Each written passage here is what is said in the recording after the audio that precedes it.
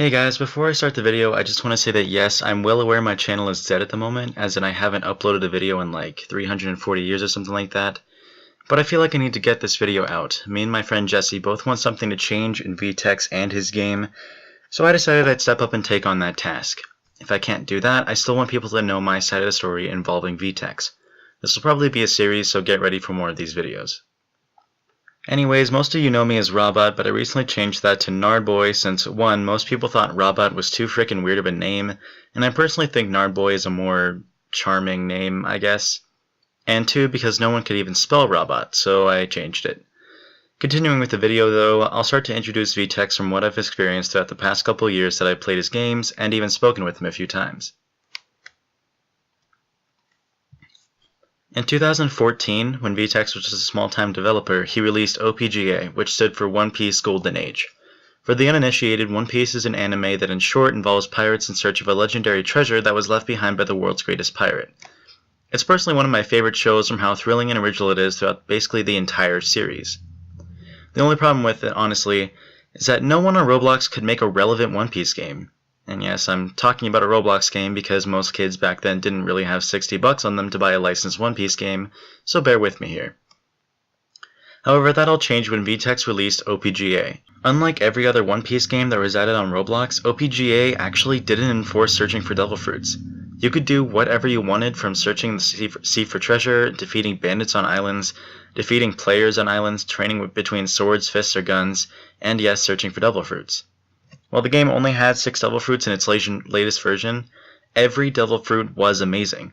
Aside from balancing issues, each fruit felt as if you could conquer the world with them, each having their own bonuses, powers, and side effects to them. I want to emphasize how good this game was compared to every other One Piece game, because it felt more like an exploration RPG than a search for a devil fruit that was poorly scripted to make yourself feel more powerful game.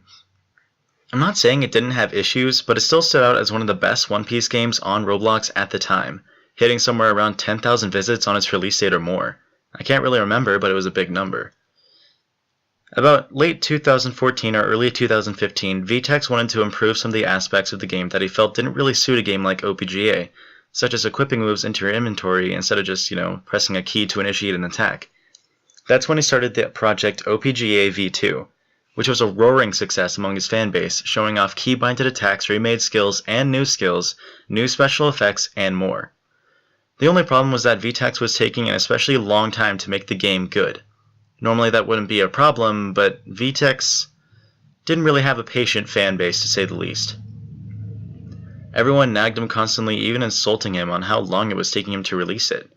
This caused Vetex to shut down OPGA V2 forever, which was a huge letdown to everyone and drove his fans insane.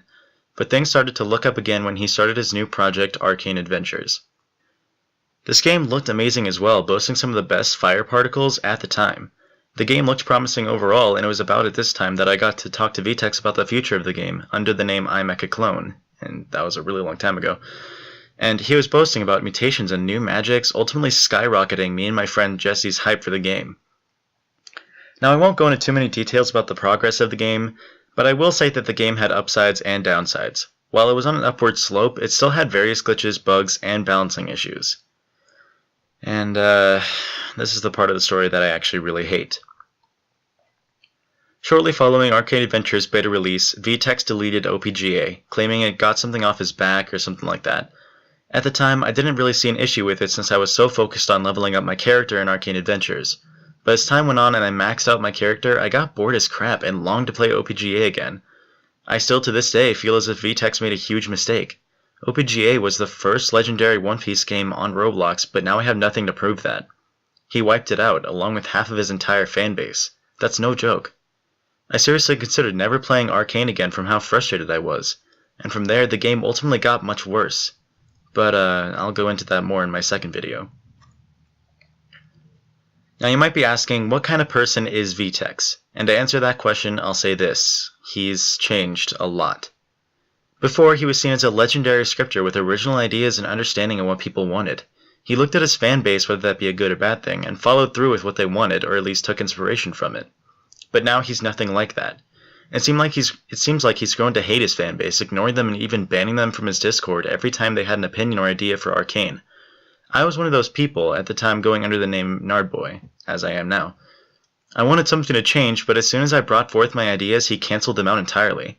Granted, I did get angry and started to lash out at him and his fans since I knew I'd get banned as soon as everyone started yelling at me in the chat, but I still tried to bring forth my ideas in a reasonable manner. It felt like walking onto a stage only to get immediately bombarded with tomatoes or something before I even started the show. It angered me a lot. Seeing Vetex now, I wish he'd go back to his old self. Before, he cared much more about his fans and what they had to say, and he actually had a sense of logic. I'm going to cut off the video here and continue in the next video with his terrible choices and ideas, especially since the video is kind of stretching out a little bit. So, I'll see you guys later.